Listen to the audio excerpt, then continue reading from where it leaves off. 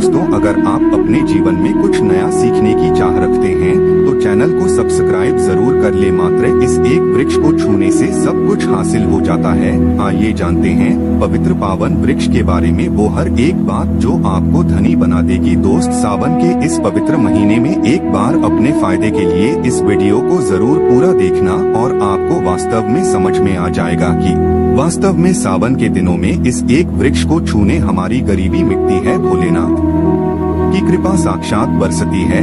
दोस्तों, ये वृक्ष हमने भी छुआ है और हमें कई गुना लाभ हुआ था। इस बात का जिक्र शास्त्रों में मिलता है। मैं सारी जानकारी आपको इस वीडियो में बताऊंगा। वीडियो में कंटिन्यू बने रहना। देखिए, हमारे हिंदू धर्म में पेड़ पौधों को देवी देवता मानकर के, पेड़ पौधों को देव स्वरूप मानकर के हम इनकी पूजा करते हैं। भगवान श्री कृष्ण भी स्वयं गीता में कहे हैं, मैं वृक्षों में पीपल का वृक्ष हूँ, क्योंकि स्वयं पीपल के में भगवान विष्णु एवं माता लक्ष्मी जी निवास करती हैं। तो दोस्तों, वो कौन सा है, आइए जानते हैं। प्रथम है शमीका। शमी के वृक्ष के बारे में ध्यान से सुनिएगा। तो शमीका माता पार्वती के एवं भगवान भोलेनाथ जी का मिश्रित स्वरूप कहा जाता है।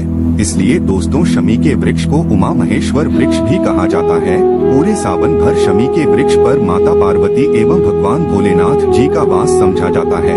सावन के महीने में गोधली बेला प्रदोष काल के समय अर्थात दोस्तों जब ना ही दिन हो और ना ही रात अर्थात संध्या काल के समय, तो इस वृक्ष को संध्या काल के समय में गोधली बेला में या फिर प्रदोष समय में इस वृक्ष को छूने से पाप, दोष, कष्ट एवं परेशानियां केवल सावन के महीने में छूने मात्र से समाप्त हो जाती है।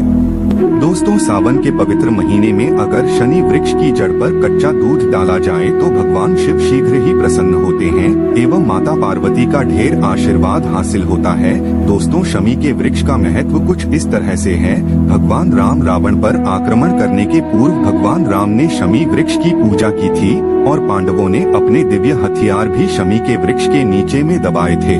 शमी का वृक्ष जिस घर में लगा होता है उस घर का कल्याण हो जाता है और उस घर में सभी तरह का भौतिक सुख का वास समझा जाता है। तो दोस्तों, सावन के किसी भी सोमवार के दिन शमी वृक्ष पर उमा महेश्वर का ध्यान करते हुए, शमी वृक्ष सावन के किसी भी सोमवार के दिन उमा महेश्वर का ध्यान करते हुए 2 जोड़ी हरी चूड़ी एवं हरे रंग का रिबन जरूर बांधना चाहिए या फिर हरे कलर का जो भी आपको श्रृंगार आदि मिल जाए वो आपको जरूर बांधना चाहिए, जैसे कि हरे रंग की मेहंदी, हरे रंग की बिंदी आदि या हरी चूड़ियां जरूर बांधना चाहिए। दोस्त, कैसी भी आपकी मनोकामना हो वो एक ही बार में पूर्ण हो जाएगी, क्योंकि इस खास समय पर यानी सावन के समय में भगवान शिव खास तौर पर वास करने आते हैं। धरती पर शमी के वृक्ष में अस्थायी रूप से वास करते हैं। शमी का वृक्ष छूने मात्र से आपकी मनोकामना शीघ्र ही पूर्ण हो जाएगी। पूरे सावन भर अगर शमी के पत्ते अगर भोलेनाथ जी को उनके पूजा में चढ़ाते हैं तो इससे अष्ट लक्ष्मी आपके घर में वास करती है। आपके घर में कैसी भी गरीबी हो, दर्दता हो, दुख हो, परेशानी हो, गरीबी हो, बीमारी हो, सब समाप्त हो जाती है और पूर्ण रूप से आपके घर में भौतिक सुख आकर के निवास करने लगते हैं। दोस्तों, दूसरा वृक्ष है धतूरे का वृक्ष। धतूरे का वृक्ष भगवान भोलेनाथ के उग्र रूप काल भैरव के अंश से उत्पन्न हुआ है। ऐसी मान्यता है कि शिवलिंग पर धतूरे के पत्ते या पुष्प फल चढ़ाने से राहु, केतु एवं शनि के कुप्रभाव समाप्त होते हैं। धतूरे के वृक्ष पर सावन के किसी भी सोमवार के दिन अगर 2 जोड़ा हरी चूड़ी बांधे तो शत्रुओं से छुटकारा मिलता है एवं शत्रुओं का सर्वनाश होता है। और दोस्तों, सावन सोमवार के दिन धतूरे का वृक्ष छूने मात्र से भगवान शिव आपके घर में दौड़े चले आएंगे। तो अगर सावन के किसी भी शनिवार के दिन धतूरे के वृक्ष पर बाबा काल भैरव का ध्यान करते हुए हरी चूड़ी अगर बांधी जाए तो घर से भूत प्रेत बाधाएं सब नष्ट हो जाती है, भस्म हो जाती है। एवं छोटे से धतूरे की जड़ अगर घर के किसी भी कोने में छुपा दिया जाए या घर में जमीन में गाड़ दिया जाए तो भूत प्रेत इत्यादि का वास घर में कभी नहीं होता है। घर से सभी बाधाएं शिव के वास होने से भाग जाती है। दोस्तों, जो तीसरा वृक्ष है वो है बेल का वृक्ष। अगर भगवान शिव को बेल ना चढ़ाया जाए तो साबुन का व्रत अधूरा समझा जाता है और बिना पत्र चढ़ाए ही शिवलिंग पर जल भी व्यर्थ हो जाता है। इसलिए जब भी आप भगवान शिव पर बेलपत्र चढ़ाएं तो 5 बेल पत्रों पर उसके ऊपर में श्री राम अवश्य लिखें। इससे भगवान शिव जल्दी और अत्यंत प्रसन्न हो जाते हैं।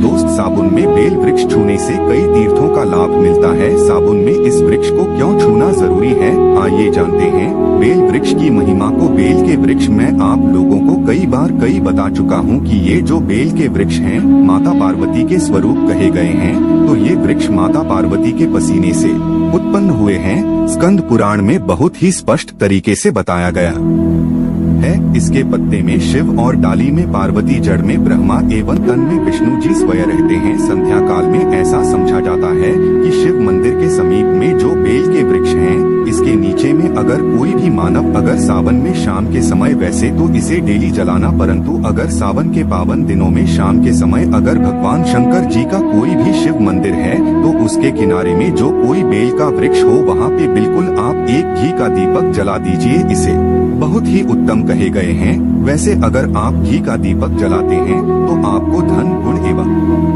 परम शिव भक्त की प्राप्ति होती है। दोस्त, इस वृक्ष को छूने से पाप तत्काल नष्ट हो जाते हैं। कैसा भी आपके जीवन में पाप हो दूर हो जाते हैं। तो आपको करना क्या है, देखिए जो बेल के वृक्ष हैं इसे बहुत ही उत्तम कहे गए हैं। माता लक्ष्मी को भी बेल के वृक्ष का अवतार लेना पड़ा था। एक कथा के अनुसार इसके बारे में मैं एक कथा भी बता दूंगा कि क्यों माता लक्ष्मी को बेल के रूप में बेल के वृक्ष में अवतरित होना पड़ा था। मैं इसके बारे में भी एक कथा भी आपको बता दूंगा। तो आपको सावन के पवित्र दिनों में बेल के वृक्ष के नीचे हो सके तो घी का दीपक जरूर जलाइएगा। घी का दीपक बहुत ही उत्तम कहे गए हैं। अन्य वृक्षों को जैसे आपने मक्खन चढ़ाया, भोग लगाया, बेल के वृक्ष को माता पार्वती तथा भगवान शंकर के स्वरूप ही कहेंगे। बेल की जो वृक्ष की जड़ होती है, इसके जो मूल भाग होते हैं, इसमें समस्त तीर्थ आकर के निवास करते हैं। इसीलिए सावन के महीने में कहा जाता है, जो लोग अगर तीर्थ धाम नहीं जा सकते, तीर्थों के दर्शन नहीं कर पाते, तो ऐसे मानव बेल वृक्ष के नीचे में 1 महीने तक घी का दीपक जला लेते हैं तो संपूर्ण जितने भी तीर्थ होते हैं, इसके घूमने का बराबर पुण्य की प्राप्ति होती है। इसीलिए सारी जानकारी, गुप्त रहस्य जानकारी बताता हूँ, जिससे आप सभी दर्शकों को, कल्याणवासी दर्शकों का बिल्कुल आध्यात्मिक उन्नति हो। सभी को धन की जरूरत नहीं होती, किसी को पुण्य की प्राप्ति की जरूरत होती है। कोई आध्यात्मिक उन्नति करना चाहते हैं, इसीलिए इस तरह के छोटे छोटे गुण भरे रहस्य जानकारी वीडियो बता देता हूँ। दोस्तों, अब करना क्या है, सावन के शुभ मंगल दिनों में इस वृक्ष को छूना है। माता पार्वती से प्रार्थना लगाना है कि हे माता पार्वती, आप ही शक्ति है, लक्ष्मी है, धन की देवी है, आप ही संसार को चलाने वाली देवी है। इस तरह से प्रार्थना करते हुए इस वृक्ष को छूना है और बोलना है, मेरी गरीबी मिटाएं माता, मेरी निर्धनता को मिटाएं, मेरे जीवन में चल रही परेशानियां, सारी परेशानियां को दूर करें। इस तरह प्रार्थना करते हुए आपको 1 कपूर और 1 लौंग को भी जला देना है और एक काम जरूर करना है। जलाने के बाद इस वृक्ष को आपको बोलना है कि मैं भोग स्वरूप आपको धतूरे के पत्ते एवं धतूरे के फल समर्पित करूं, आप स्वीकार करें। दोस्तों, इस वृक्ष के जड़ के नीचे में भी आपको धतूरे के फल एवं पुष्प को, पुष्प हैं तो पुष्प भी रख सकते हैं, फिर पत्ते रख दीजिए और अब वृक्ष आपको छूना है, प्रार्थना करते हुए कि हमारी गरीबी मिटाएं, हमारी निर्धनता मिटाएं, बिल्कुल ही आपके जीवन में कभी गरीबी नहीं आएगी। और एक प्रार्थना जरूर करना है, किसी की हाय लग गई हो, बद्दुआ लग गई हो, किसी का दोष लगा हो, जिसके कारण हमारी आध्यात्मिक उन्नति नहीं हो पा रही हो, तो आप जो हैं हाय बद्दुआ किसी का दोष लगा हो, उसे तुरंत दूर करें। शनि राहु केतु का अगर दुष्ट प्रभाव लग रहा हो, नवग्रहों में से कोई नवग्रह हमें पीड़ित कर रहा हो, या फिर किसी भी हमारे पूर्वजों द्वारा किसी भी तरह का हमें पितृ दोष लगा हो, क्योंकि पितृ दोष लगने के कारण मानव की आत्मिक उन्नति भी नहीं हो पाती, तो आप बोलना कि समस्त तरह के दोषों को आप दूर करें, अपने अंदर में खींच लीजिए और आप हमें दोष मुक्त कर दीजिए। तो इस तरह से आपको ये प्रार्थना करना और एक काम आपको जरूर करना चाहिए। आपको सावन के समय धर्म शास्त्रों में कहे गए हैं, बहुत सारे लोग भी बताते हैं, हमारे गुरु जी भी कहा करते थे, सावन के दिन अगर बेल की वृक्ष की जड़ में मिश्रित युक्त मिश्री, जो मिश्री आती है खड़ी खड़ी, आप सभी दर्शकों को जरूर पता होगा शक्कर टाइप की होती है, तो आपको मिश्री डाला हुआ दूध अगर आप इनकी जड़ में डालते हैं तो ऐसा कहा गया है कि ऐसा मानव कभी निर्धन नहीं होते। ऐसे मानव के जीवन से किसी भी तरह से अगर लक्ष्मी रुष्ट हो चुकी हो, रुष्ट दूर हो जाते हैं। ऐसे मानव पर माँ लक्ष्मी भी प्रसन्न न होती है, ऐसे मानव के जीवन में धन का अभाव नहीं होता। ऐसे मानव फिर निरोग रहते हैं, निरोग काया हासिल होते हैं। आप चाहते हैं तो यही क्रिया नीम के वृक्ष पर भी कर सकते हैं। नीम के वृक्ष पर माता लक्ष्मी निवास करती है, समस्त देवी शक्ति निवास करते हैं। नीम के वृक्ष में अगर आप जो है सावन के शुभ मंगल दिनों में आपको 1 गिलास या फिर 1 लोटे सामर्थ्य के अनुसार तांबे के में आपको दूध डाल करके इनके अंदर इन्हें जो है अभिषेक करना चाहिए। इनकी जड़ में डालना चाहिए, परंतु आपको मीठा दूध ही डालना है। मिश्री मिला हुआ दूध आपको चढ़ाना है, इनकी जड़ में डालना है और गरीबी मिटाने की प्रार्थना करना है। या फिर जो लोग कर्जे का भार है वो लोग बोल सकते हैं कि हमारे कर्जे का भार दूर हो, या फिर जीवन में जो किसी भी तरह की जो परेशानी है वो परेशानी भी बोल देना। वो परेशानी तत्काल ये वृक्ष समाप्त करते हैं और आपको इसे छू करके आ जाना है। दोस्तों, साबुन में वृक्षों को जरूर छुए, आपकी कायाकल्प हो जाएगी। भगवान शिव आपके ऊपर मेहरबान हो जाएंगे, आपकी भक्ति की कामना आराधना पूर्ण हो जाएगी। तो अगर आप महादेव की कृपा हासिल करना चाहते हैं और उन्हें अपने घर पर बुलाना चाहते हैं तो कमेंट बॉक्स में लिखें, भगवान शिव आपका स्वागत है हमारे घर में। हर हर महादेव, ओम नमः शिवाय। एक लाइक जरूर करें। धन्यवाद।